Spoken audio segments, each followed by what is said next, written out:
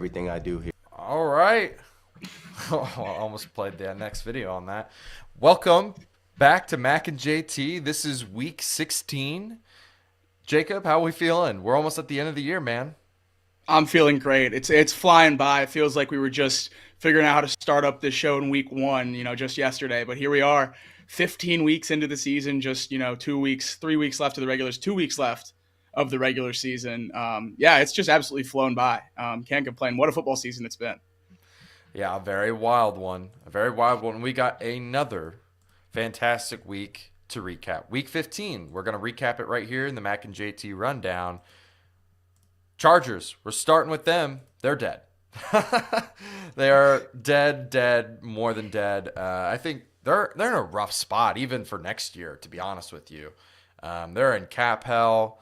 They got to figure out what they're going to do with Khalil Mack, with guys like Keenan Allen. They're in trouble in that receiving depth-wise. Your thoughts on the Chargers, man? Yeah, it doesn't get much worse than how the Chargers looked against the Raiders the last time we saw them on the football field. And I think the biggest winner of that game was probably Justin Herbert. I think I've seen more people defending Justin Herbert and his struggles or what have you through the beginning of his career after that showing with his supporting cast relatively healthy. I think Chargers fans are big winners as well, because we outside of Los Angeles have been calling for Brandon Staley's head for quite some time. Seemed like it was a foregone conclusion that he would be fired at the end of the year. And they went ahead and made the change with him and the GM being fired right after that game. No other route to really take after a game like that. The Chargers just showed absolutely no fight, didn't seem prepared at all without their starting quarterback. And that seemed like a team that had already punted on their season. And when a coach gets fired, sometimes you like to think maybe the interim guy will, light a fire under that group and maybe get a new spark going. But I don't know if that's going to be the case with the Chargers. I'm really worried about them the rest of the way this season. Yeah, I think that it's towards the end of the year. If it was more towards like the middle of the season, I think that might hold some weight. Some guy coming into a new voice to light that spark, like you said. But we're 3 weeks away. They're mathematically pretty much eliminated. They don't control their destiny, so to speak. They would have to have a lot of breaks go their way, and I just don't see that happening. But yeah, I think the Chargers, they're officially dead, and I think that they might possibly be still in the grave next year. We'll see. But a team that's not in the grave, a team that we thought might have died, our Cincinnati Bengals have hope. Now, Jacob, I have seen many different graphs and many different takes on this. Cincinnati from the New York Times has the Bengals at a 35% chance, I think. It jumps all the way up to 50 if they win this week.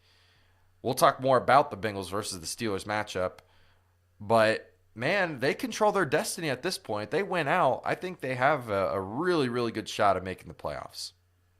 Absolutely. I love where the Cincinnati Bengals stand right now. And with all we've been through as Bengals fans, all the Bengals have been through injury-wise this season, it's pretty crazy that we do control our own destiny at this point in the year. I think when Joe went down, I know a lot of people kind of punted on the year, me included. I know Casey and I sat here and talked about draft prospects to end the show that week. But we've turned around a complete 360. Jake Browning has gone from being a backup quarterback that maybe can make the last back half of the season exciting to watch to being a backup quarterback that I think most of us are talking ourselves into really having a chance at winning maybe the whole thing this year if we can sneak in. I love Jake Browning. It just goes back to show the debate over the summer of, is it valuable to have a backup quarterback? Should you pay a backup quarterback? I think that answer is just a resounding yes after this season. We've seen so many quarterbacks go down, and the backups that are incompetent come in, and it just completely puts out every bit of fire that team has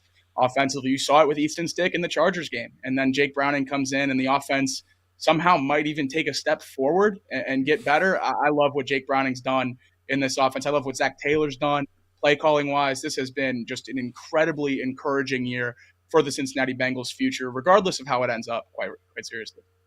Yeah, you should hear the conversations that are happening inside the office that we don't say on air because some of us are too afraid to bring up the topic of Joe Burrow versus Jake Browning. We'll save that one for a much later date. We got to see Jake Browning continue to prove himself. But right now, Cincinnati has a lot of hope.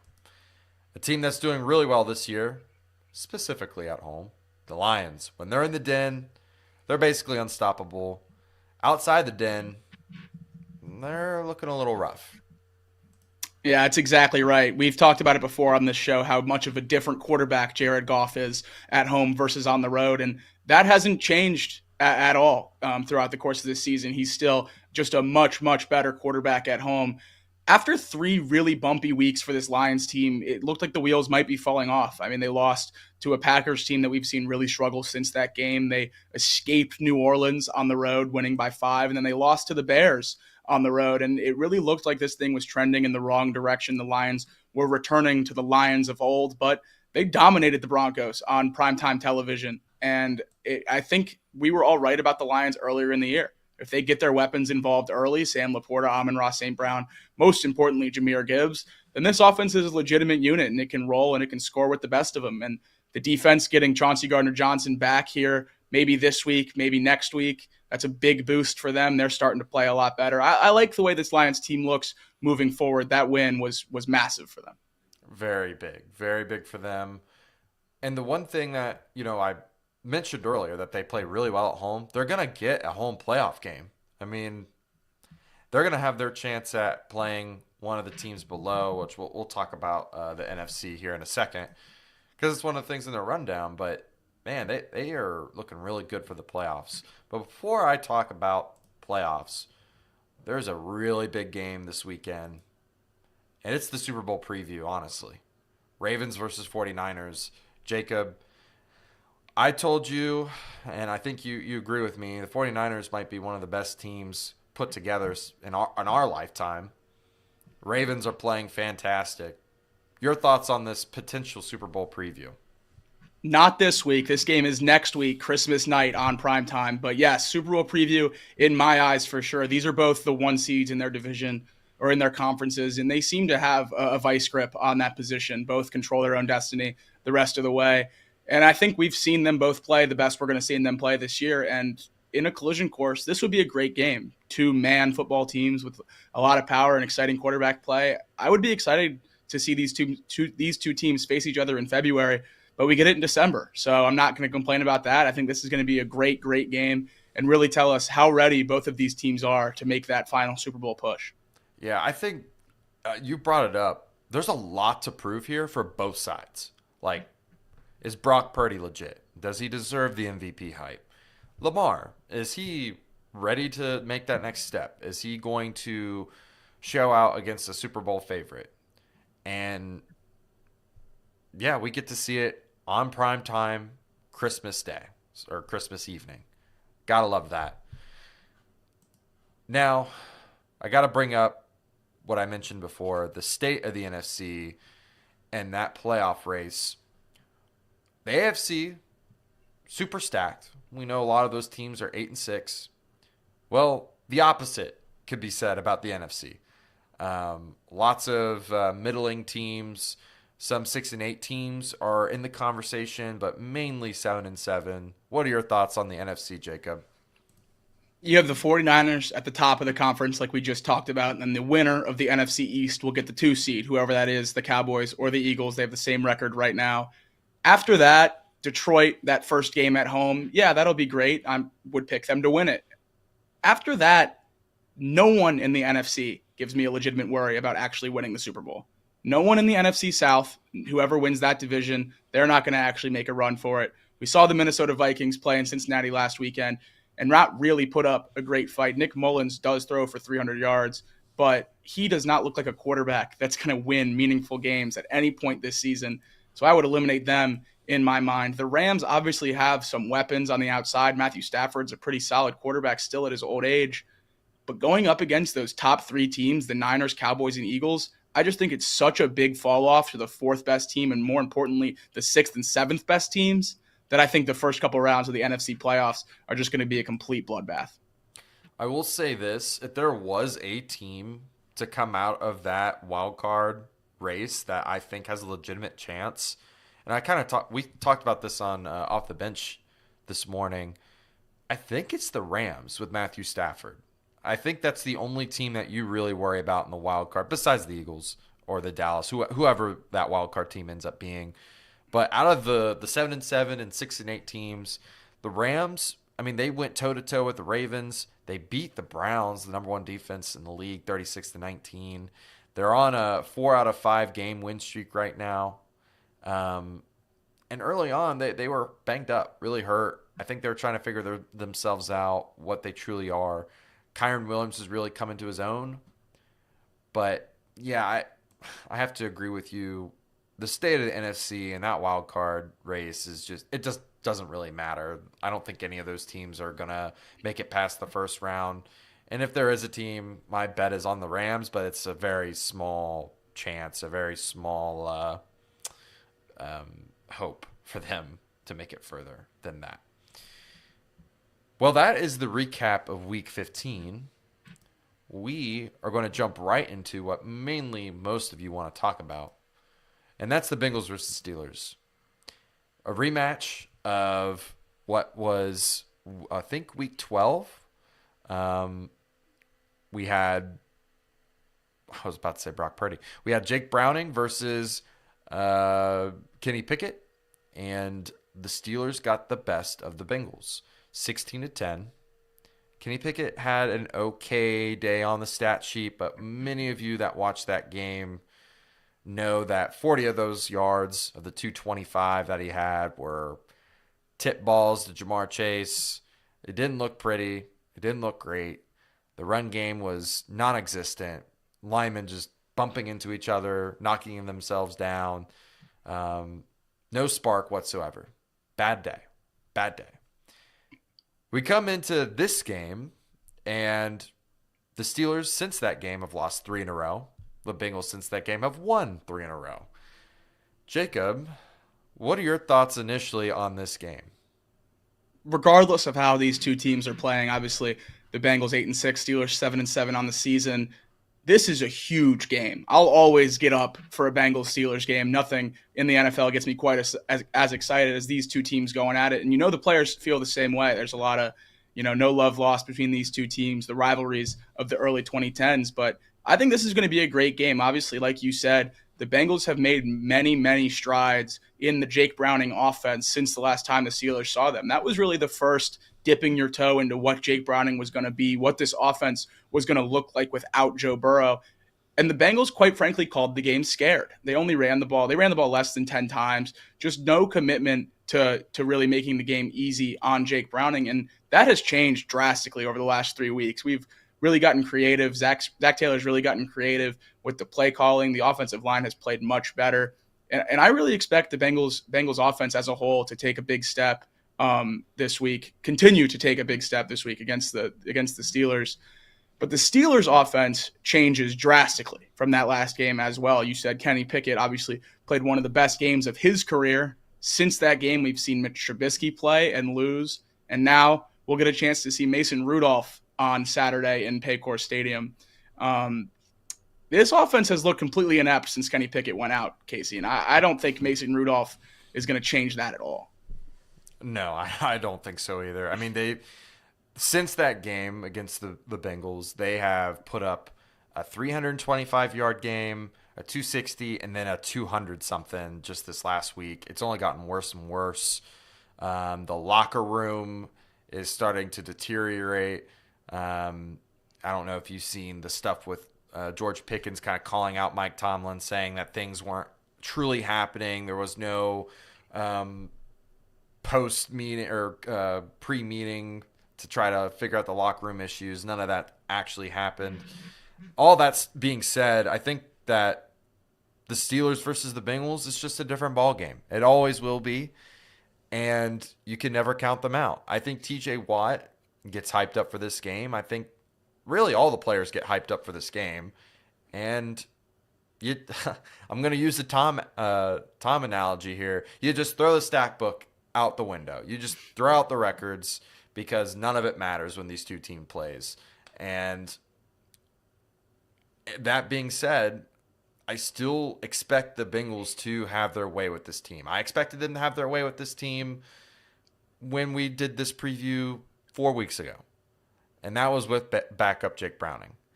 I thought that they would run the ball. I think maybe they made a mistake that first matchup and didn't run the ball as much as they should have. I think part of the reason was that they weren't quite ready to commit to running the ball as much as they were planning on. Now they're running the ball more than they're passing.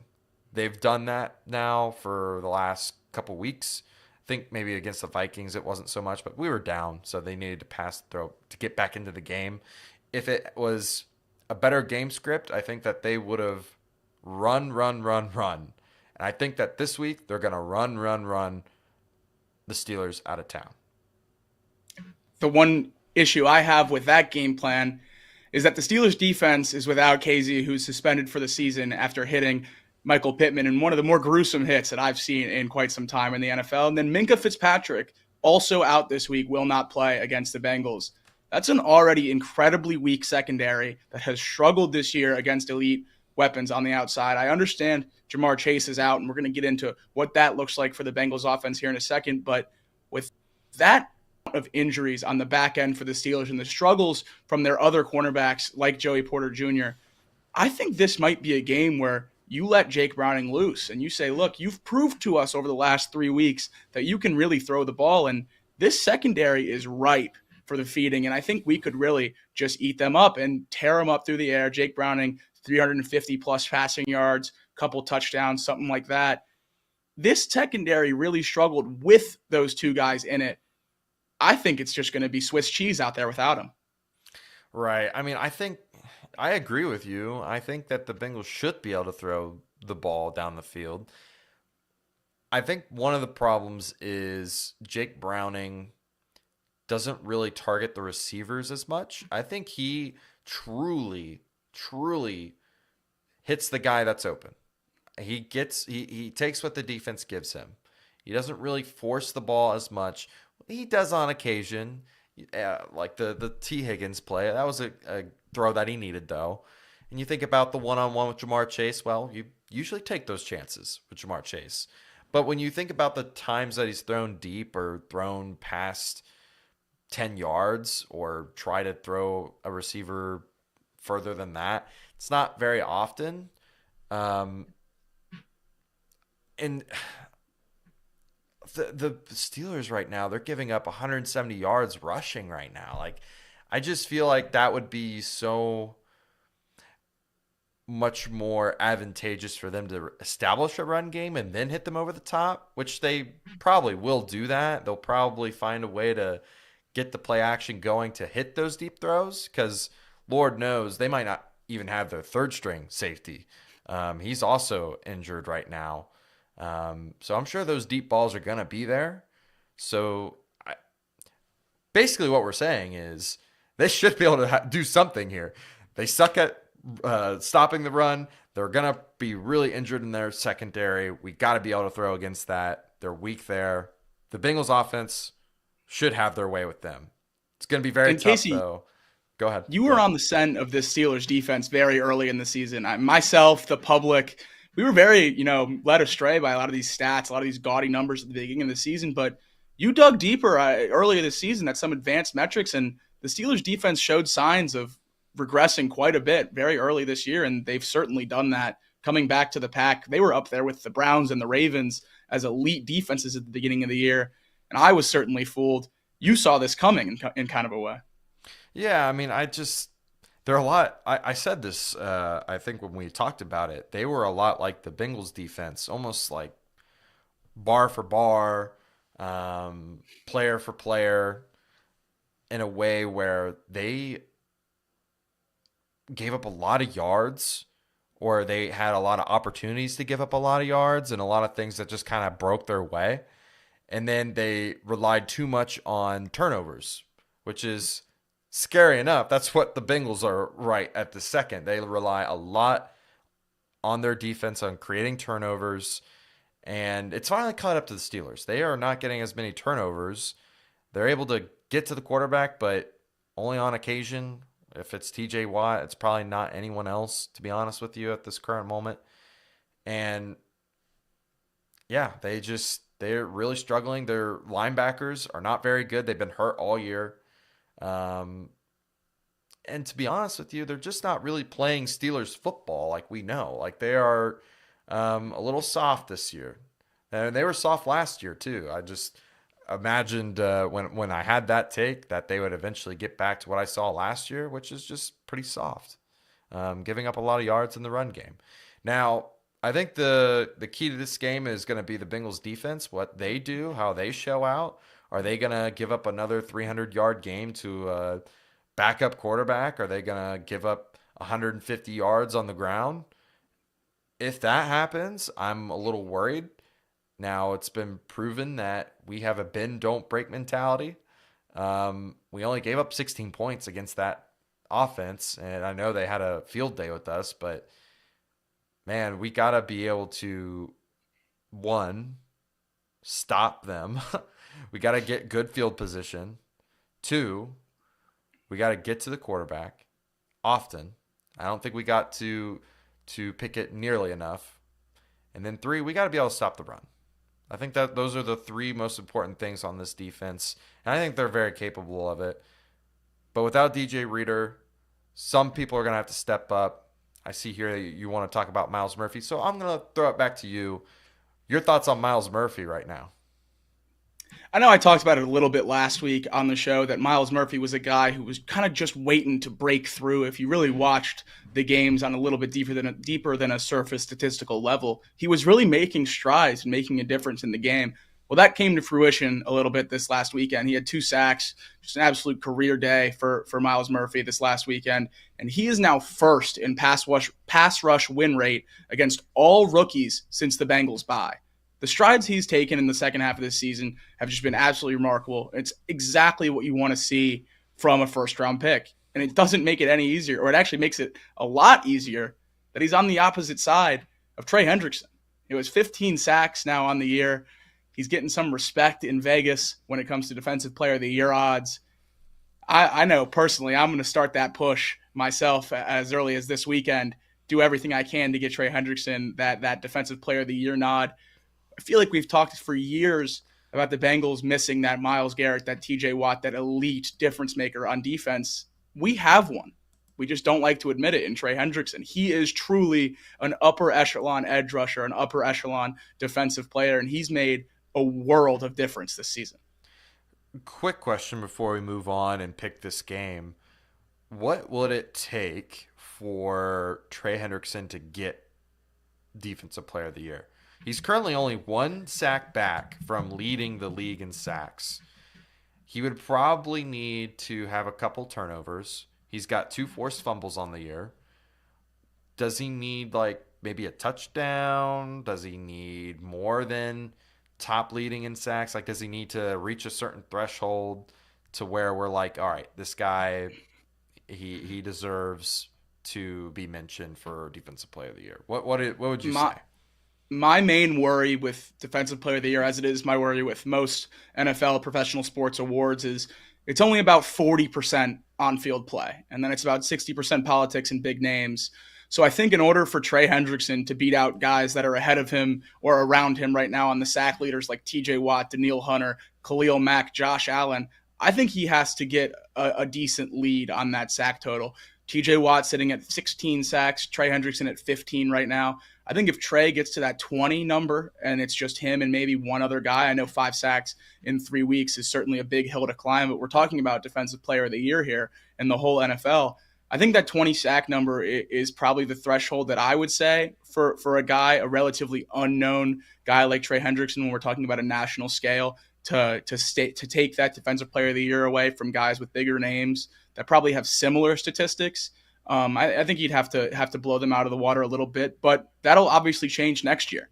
If you start to string together seasons like this, 15 sack seasons, being at the top of the leaderboard season after season, then your name becomes TJ Watt, Khalil Mack, Danielle Hunter. It becomes that recognizable household name nationwide, and then you don't need 20 sacks to be in the Defensive Player of the Year conversation. So I think just getting his name out there and talking about it this season is going to be the biggest benefit for Trey for years to come. But yeah, I think he definitely has a chance, an outside chance at that. But it would certainly be fun to have a Defensive Player of the Year in Cincinnati. Yeah, I would love that. I just remembered if I were voting, though, I probably honestly would pick Deron Bland. I just don't, is he leading? Do you just really quickly? Is he leading that Defensive Player of the Year? He's not like top 10. That's crazy to me. I mean, he scored 5 times. Yeah. Like it picks. I wouldn't. I would disagree with that. He allows about 1,000 yards. He's going to allow about 1,000 yards this season in coverage. I understand turnovers are important. Scoring touchdowns obviously is the peak of that on the defensive side of the football. But I mean, I would argue he's not even the best corner on his team, much less the Defensive Player of the Year. Okay. All right. Well, that's a fair take. I don't know how I'd value the touchdowns, interceptions. It's incredibly tough because it's getting the ball back to your offense, but also you're taking so many gambles that it hurts your defense a lot too. So definitely a tough one. But back to Bengals Steelers, -2.5 Bengals, on the road. Seems like a spot where the Steelers would win as a home underdog, but I'm not going to take the Steelers. Bengals -2.5. I'll rock with the Bengals for everything Casey said. We should be able to run on them. We should be able to throw on them. I think this is going to be a good one. Yeah, it better not be tough sledding, like Zach Taylor said. It better not be tough sledding. If I hear Zach Taylor get up on that press conference after losing this ball game and he says, man, it's just a tough sledding when you got to face the Steelers, I'm going to lose my mind. We'll lose my mind on off the bench. Oh, let me fix this before we go to the next game. Next game I have on our list, I got Cowboys versus the Bills. Dolphins. Yep, my bad. Dolphins. It says Dolphins there on the thing. Bills on my other side here. My bad.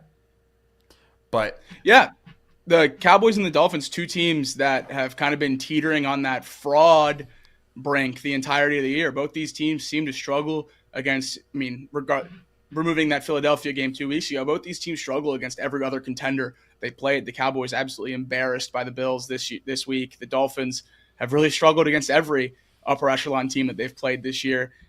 And I think both these teams need this win really bad. With just 3 weeks left, getting yourself in the mindset that you can beat those top teams. When you get to the playoff, all you play is contenders. So getting yourself in the mindset that you can actually beat a contender before you get to that win or go home situation is so monumental for locker room vibes and just, how you feel personally as a player. And I think the team that wins this game, it has to feel really, really good about themselves moving forward. I have to agree with you. I think it's going to determine who's a real contender or not. And maybe not, because they're both kind of fraudy. That's the word I would use to describe them. They're both kind of frauds in the NFL. But it should be a really good matchup because it's a really good defense versus a really good offense. And to be honest, it's got a lot of playoff implications. Like, they both really need this. If they want to continue to try to strive for that number 1 seed, or if they want to continue to hold their division in place. The Bills are just biting at the ankles of the Dolphins. Cowboys can't afford to drop one. If they do, they kind of lose that number 1 spot. Or not number 1 spot, but they lose their advantage in the NFC to be now the 5th seed team. All that kind of rides on this game. But the Dolphins, we were questioning whether or not they would look good against the Jets because of Tyreek Hill not being in that offense. Well, they kind of proved that they can perform without Tyreek Hill, which was a very surprising shock. I thought that they relied too much on Tyreek Hill all throughout the season, and that was kind of what held them back. Well, they kind of kicked it into third gear, kind of realized that, hey, we can run the ball a little bit, we can throw the ball a little bit to our main man, Waddle, and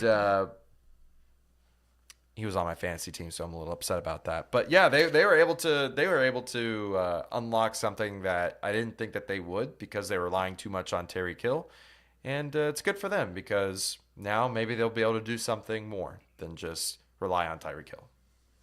Yeah, 30-0 shutout win over the Jets. And I know the Jets are just a completely dysfunctional team and organization and all of that, but 30 points in an NFL game, always impressive. Holding the other team to 0, always impressive, regardless of who you play. The biggest winner of this last week for the Dolphins was in my mind, Tua Tagovailoa. All we've heard all year is that he's a merchant of Tyreek Hill. He's only putting up these numbers because of Tyreek Hill. And then, like you said, they went out there and did something that a lot of people did not expect them to do and looked really good against a pretty solid defense without him. Jalen Waddle looked like the number one wide receiver that I think they expected him to play like when they took him 6th overall, and he really came into his own. He got banged up early into the game, but he's just such a legitimate deep threat, even with Tyreek out of the game, that his speed is just a game changer. Raheem Mostert, their starting running back, crossed the 20 touchdown threshold, 20 touchdowns this year after 2 rushing against the Jets on Sunday. That's just another bullet point in how weird this NFL season has been, Casey. Just over 30 years old, Raheem Mostert, a journeyman running back, getting 20 touchdowns in one NFL season on the ground. He's joining the likes of Austin Eckler, Alvin Kamara, LaDainian Tomlinson, just Hall of Fame elite season names since 2010 to cross that line, and now Raheem Mostert. This season is going to be one that's been used in trivia competitions across the country for years and years to come. But my main question is Devon Achane healthy? These last couple weeks, he is not getting the usage that we saw before he went down with his original injury. He missed time on IR. He missed another week after that, nursing his ankle or nursing his knee. And then now he's come back, and he seems to have fallen into a very rock-solid RB2 role when they were really using a 1A, 1B formula at the beginning of the year. Achane's speed is second to none on the team, as we've seen by the only 2 people being faster than him this season, DK Metcalf and Chase Brown. Devon Achane is an absolute weapon. And I think for them to really get back to this offense that we saw earlier in the year that was really as explosive as anyone we've ever seen, it comes back to using him more. And maybe he's the weapon that steps up with Tyreek Hill nursing this ankle. Tyreek Hill, it was up to him whether he was going to play last week. He ended up sitting out pretty close to kickoff. Who knows if he's going to go this week? I would guess he does, but he certainly won't be at 100%. You need a third wide receiver to step up in that offense and be a legitimate threat. Maybe it's a running back. Maybe Devon Achane can be that extra weapon, but Braxton Berrios, Robbie Chosen, none of those other receivers have made any kind of impact on that offense this year. And if Tyreek Hill is not going to be 100% and the Dolphins want to try to stay at the 1 seed, stay at the top of the AFC East, they're going to need someone to step up. Right. And maybe, like you said, maybe it is Achane, maybe it's Mostert. And I say that because last weekend, we thought this Cowboys defense really didn't have any flaws, didn't really have any holes. And then the Bills decided that they were going to do something different. They said, we see something that many teams don't see. We're going to use Cook, and we're going to cook this defense. And that's exactly what they did. They just ran the ball over and over and over again. Could not stop the run. Could not stop it. And let me tell you, the Dolphins, they saw that. They will use that to their advantage, and they will try to get the ball to Raheem Mostert, and they'll try to get the ball to Devon Achane. Speedsters, elusive guys. I think that they're able to get a lot of good push. They're not the greatest offensive line, but they can get some good push. The Cowboys are going to need to really stop the run if they're going to want to stop this team. They're going to need to stay ahead of the schedule, stay in their game script that they like to have the most. They like to have a lead so they can run, so they can throw off of that run and play action. They like to be able to get after the quarterback. If they do not stay on schedule, if they get down 14 points, 10 points, if they get down by 2 scores, it might just be a wrap. It really might just be a wrap. And that I hope that doesn't kind of spoil where I'm leaning towards in this game. But, man, defensively for the Cowboys, just stop the run, right? No, yeah, I couldn't agree more. And that the Cowboys defense has been the bright spot of most of the year. Obviously, DAK in the last couple of weeks before this game has taken a massive stride forward, entering himself into the MVP conversation. But like you just said, Deron Bland, Stephon Gilmore, Micah Parsons, just playing out of their mind, just great players all across that defense. And that just did not show against the Bills. But 2 weeks ago, we saw them hold an Eagles offense under 20 points, just an absolutely dominant performance. So you know they have it in there. They just need to show it every week. Offensively for the Cowboys, I just had 2 questions. And the first one is, are we sure Tony Pollard is a running back 1 in the NFL? This season, since being given the reins as the number 1 running back, being given his backfield in Dallas, is 100-yard game on the ground. 5 touchdowns. 2 of those came in week 1, and then 3 came 1 a week on a 3-week stretch from 11, 12, and 13. That's just not the production that you want out of the number 1 running back on your team, especially when you're the Cowboys. You plan on being at the top of the NFC, at the top of the NFC East. I loved Tony Pollard when he was the running back 2 behind Ezekiel Elliott. I thought he was going to be an absolutely explosive player this year when he was given the reins, and that just has not been the case.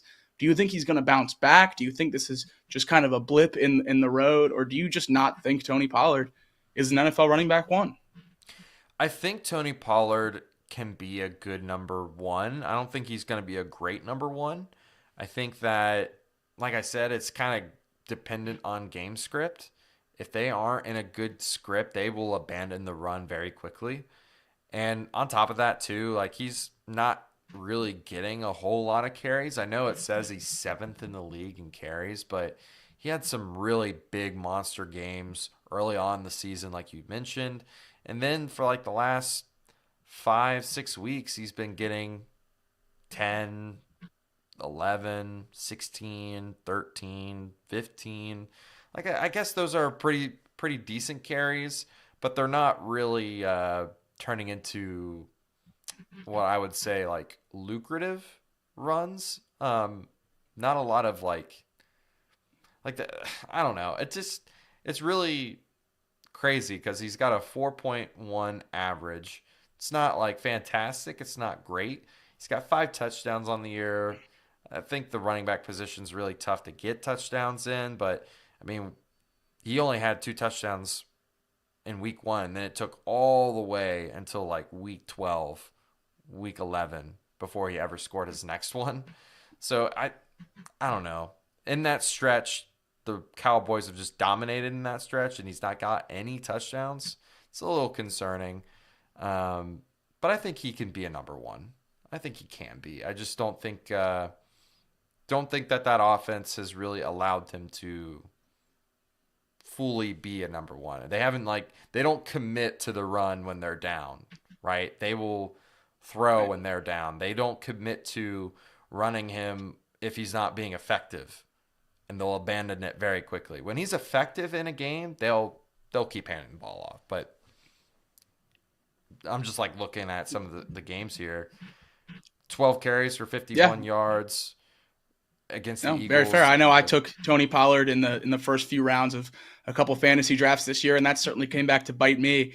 But my one other reservation I had about this Cowboys offense is when CeeDee Lamb isn't going nuclear, when CeeDee Lamb isn't going 10 catches, 150 yards, and a touchdown, who's the receiver that's going to step up?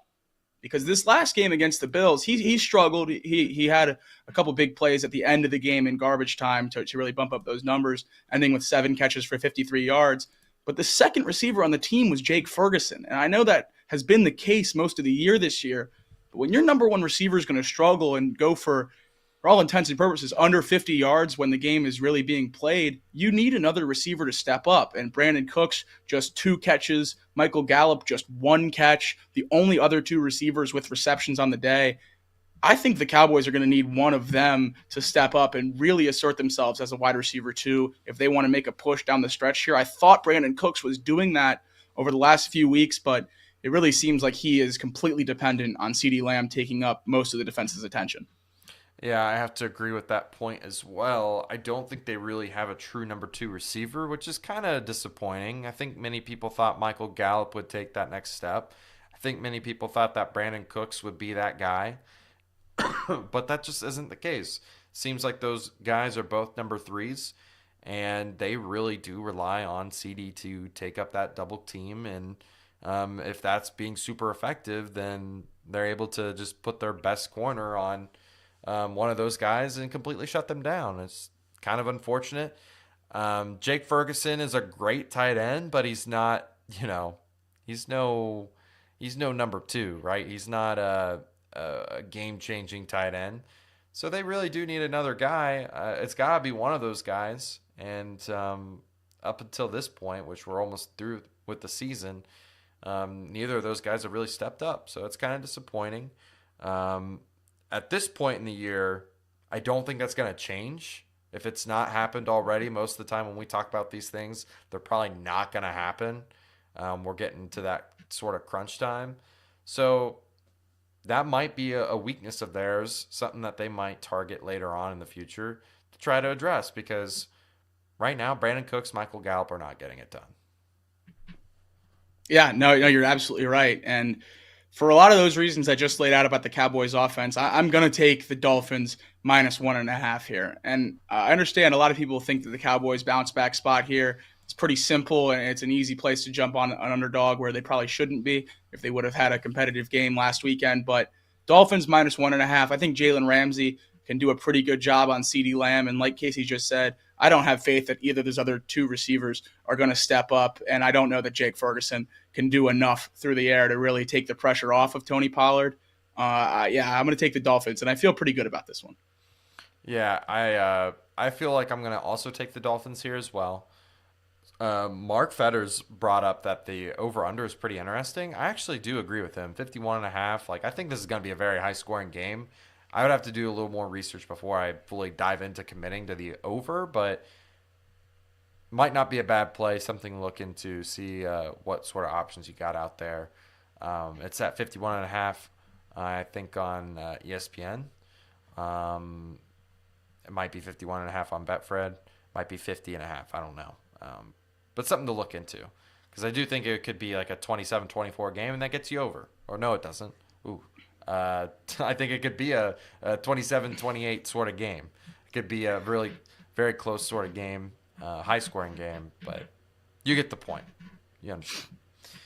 Moving on to Browns versus the Texans. We decided on this game, I think, because it has really high implications for the Bengals and their wild card chances. Potentially no C.J. Stroud. I think no CJ Stroud. I believe that is final. He was in concussion protocol, did not practice today. Usually, if you're not practicing on Wednesday and it's a concussion head-related injury, you will not play on the weekend. So everything I'm seeing on Twitter coming out of Houston is that CJ will not play this week. And then my question to you would be, are you walking Case Keenum back out there?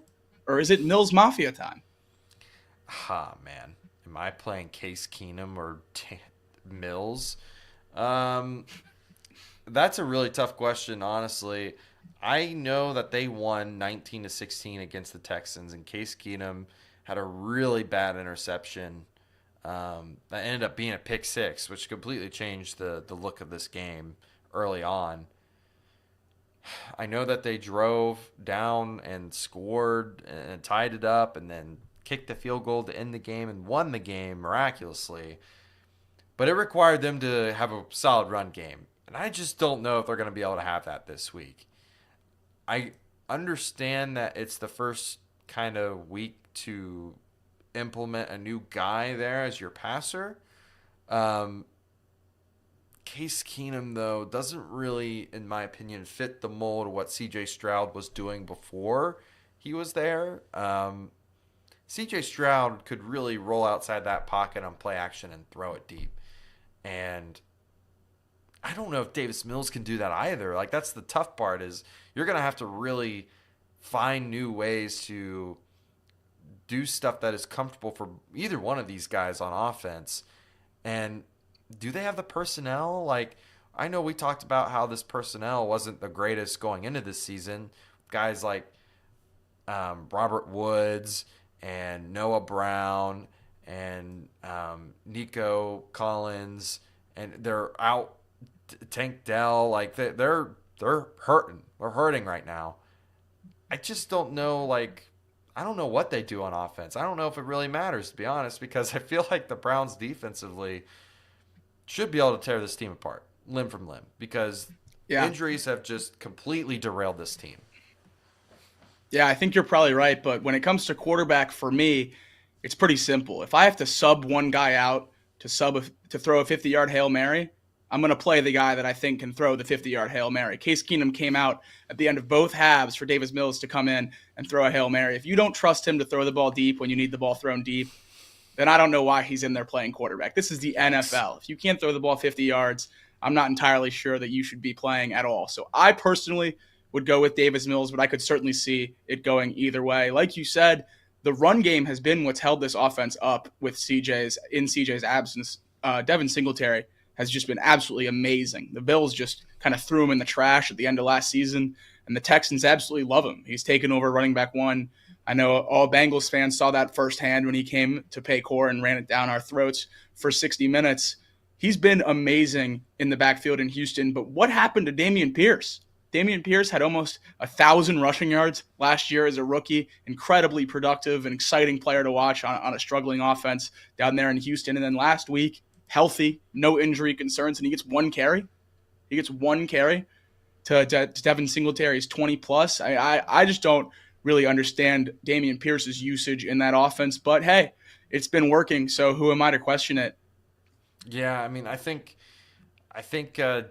Pierce, he's been injured a little bit. He was really, I mean, he was getting a lot of usage early on in the year, and it just wasn't effective. It just wasn't it wasn't enough.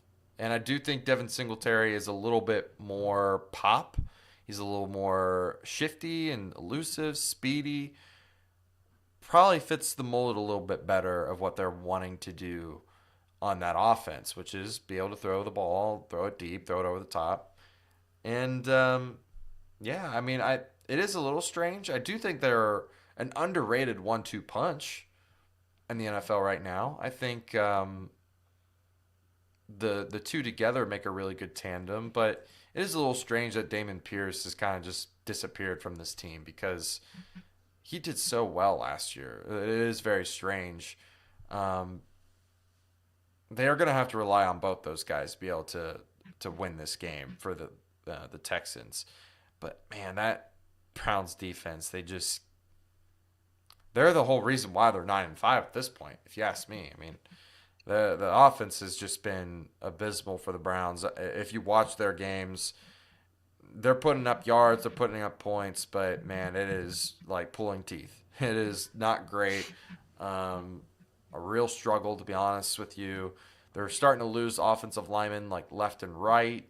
DeJuan Jones, my guy, out for the year, has really made a huge impact in his loss. Flacco was just sacked like crazy last week. What are your thoughts on the Browns? I think we know exactly what we're going to get out of the Browns. And I think we've seen it now for 3 weeks with Joe Flacco at the helm. He's thrown for 250, 311, and 374 with right around 45 pass attempts. He's thrown multiple touchdowns in all 3 games, and he's thrown an interception in all 3 games.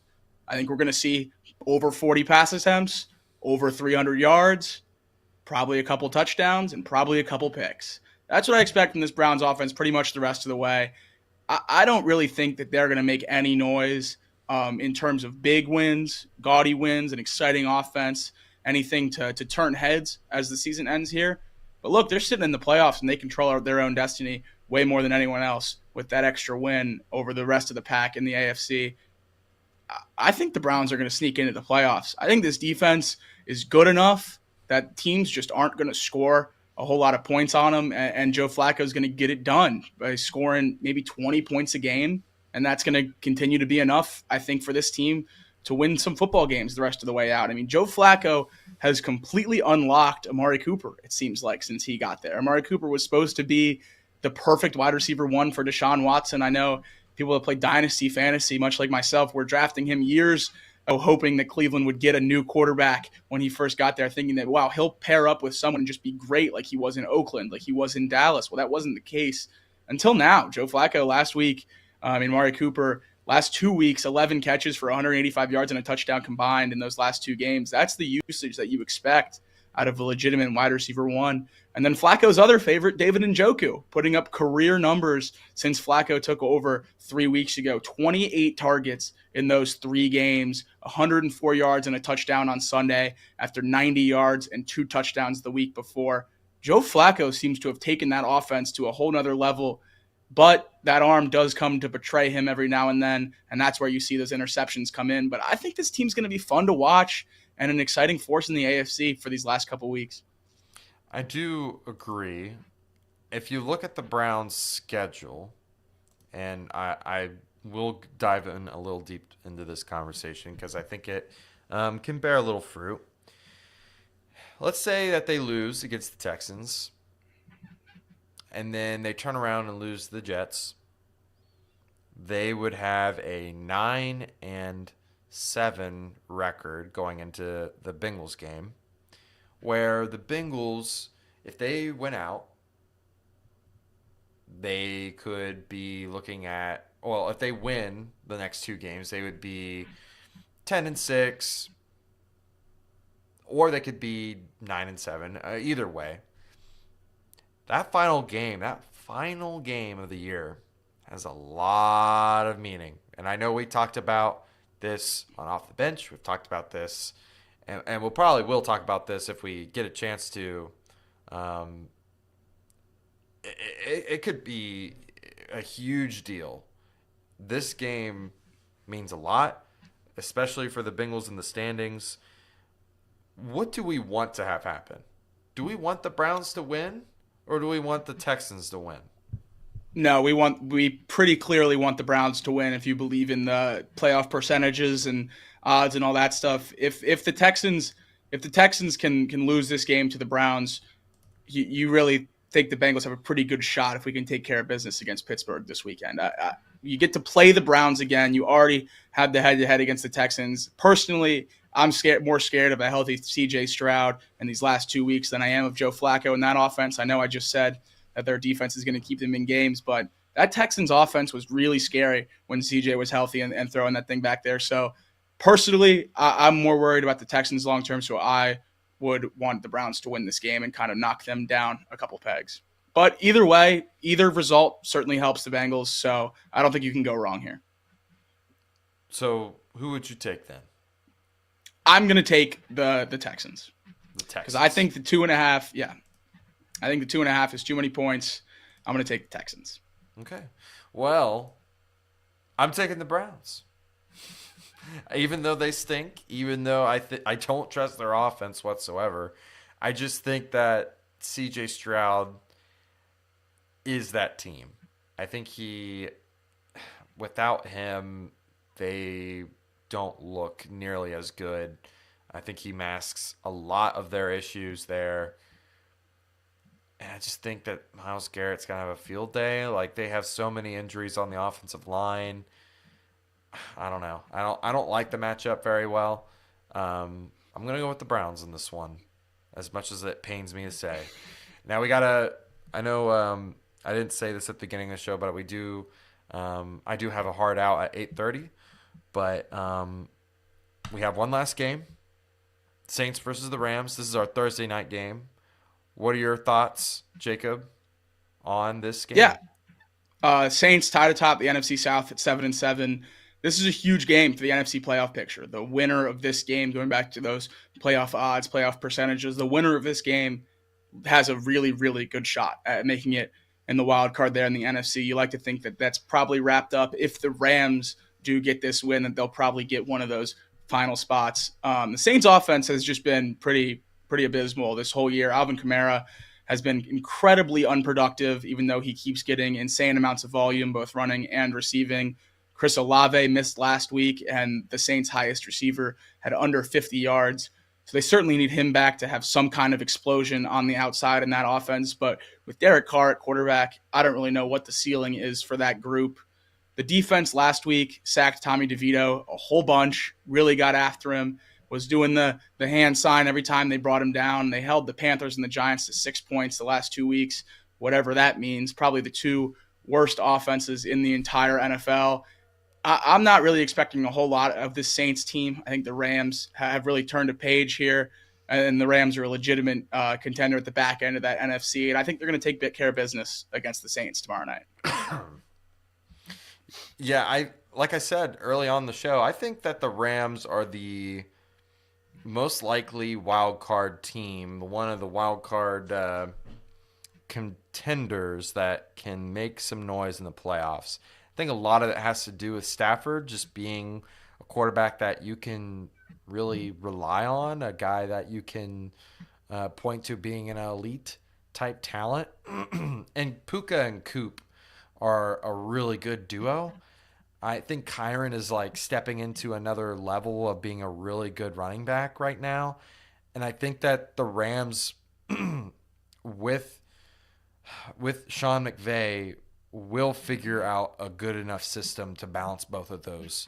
And when those offensive pieces start to really click, I think that we're really going to start seeing this offense shine. Now, the Rams defense is another thing that I'm not as confident in, but when you got a guy like Aaron Donald on that team, like, you just never know. Like, he's not been the same this year, but he could just turn it around this year and just absolutely tear it up and would not shock me, right?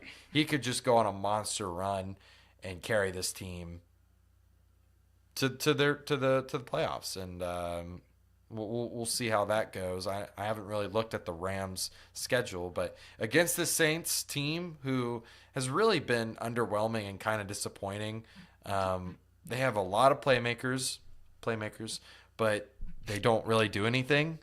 Alvin Kamara's probably been the lone spot on this team that you can really point to and say that they are an elite talent, but I would say Chris Olave falls into that category. He's going to go over 1,000 yards again with pretty questionable quarterback play. He seems to be one of the more QB-proof receivers in the entire league. I know just 2 years into his career, but back-to-back 1,000-yard seasons with Jameis Winston and Andy Dalton the first year, and then Derek Carr and I guess one game of Jameis this year. I think that puts him in that elite level of talent. But other than those two, I certainly agree. Yeah, I mean, when you think about, Kamara's only played 11 games, and he's going to have, actually, he's already at 1,000 yards this year, both running. He's got 630 rush yards and 446 receiving yards. Part of it is just they're not really these guys aren't turning their yards into points. Like, they're just not scoring a whole lot. And I don't really know what you do to change that. I haven't really paid too much attention to this Saints team because since Derek Carr entered the league, he's been the worst red zone quarterback in the entire league. That's Raiders and Saints. So this is not a new issue for this New Orleans Saints team. This has just been a Derek Carr issue more or less his entire career. And I guess the Saints were kind of just crossing their fingers that would change with a change of scenery, but it certainly has not. Yeah, I don't know how you fix it, because if he's been like that his whole career, it's probably not going to change much. And that's pretty much, my main reason why I'm going to end up picking the Rams here. I just don't trust Derek Carr. If you're going to give me the option between a Matthew Stafford-led offense and a middle-of-the-road defense versus a Derek Carr below-average offense and an above-average defense, I'll probably go with the potential actually, he probably is a Hall of Fame quarterback in Matthew Stafford over Derek Carr. Laid it out perfectly there for me. Puka Nacua, Cooper Kupp, Kyron Williams, Matthew Stafford. I think the Rams offense is such a big step up over the Saints offense that I'm going to take the Rams as well. And quite frankly, I don't think 4 points is nearly enough. I think the Rams are going to have their way with the Saints on Thursday night. I know real quick, Kizzy has to go, but the two props that I was looking at for Thursday night, Alvin Kamara over 28.5 receiving yards. He's been putting up great receiving numbers the last couple of weeks. I would expect that to continue against a pretty porous front seven against the Rams. And then Kyron Williams over 3.5 receptions. He's had 3 receptions every game since he came back as the starter of the offense. Last week he had 5. Was pretty unproductive with those catches, but they kept going to him. I would expect that to continue on Thursday night. I really like both those props. Yeah, I will. This week, if I were to pick, man, there's a lot of good props. If I'm picking props for this game. I'm going to just double check something really quickly. I'm looking at Kamara. Actually, yeah, that's you already did that. 28.5 receiving yards. That looks like a really low number to me.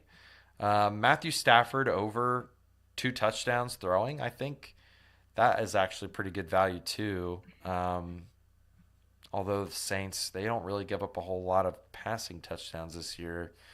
I just think But their Puka, slot corner is one of the worst in the league, and Cooper Kupp obviously dominates from the slot. So I think if you're going to attack some value here, the Saints' pass defense is pretty solid. But they struggle against where the Rams thrive. So I think if you could attack some of those passing props, you might be all right. remember, I actually attacked the Saints slot corner and I won that big bet with the Jags and Christian Kirk. Yep. It's a good point. Yeah, I mean, I think I'll have to do a little digging, but I think it's probably going to do something with Cooper Kupp, and I think it's Aldebo, right? Paulson Aldebo. Yep, Paulson Adebo. I'm probably going to look there and probably pick a prop with his tackles and assists or something like that, and then something with Cooper Kupp. Well, that has been Mac and JT episode 14 or something like that, 15. And this was Week 16's review, Week 15 recap. Any closing I want to thoughts? say one thing before we log off. Merry Christmas to everybody. We're not going to have a show next week. Obviously, that's after Christmas, but there will be no show next week because I'm going to be out in Los Angeles working the Rose Bowl for Alabama football. So if we win that and end up going to Houston, it'll be probably a 2-3 week stretch here without Mac and JT, which obviously I don't want to do, but it's pretty hard to figure it all out on the road, sharing hotel rooms and everything like that. So we'll see you guys after Christmas, potentially after the New Year. I hope everyone enjoys the holidays. Merry Christmas. Thank you all. Yeah, of course. And don't worry, I haven't talked with Jacob about this, but we'll possibly do playoffs. I mean, that's not a outrageous thing to think that we might do some of the playoff games, but yeah, Merry Christmas, everyone. We'll see you sometime after, and enjoy yourselves. Have a Merry Christmas. I've been Mac. And I've been JT. See y'all.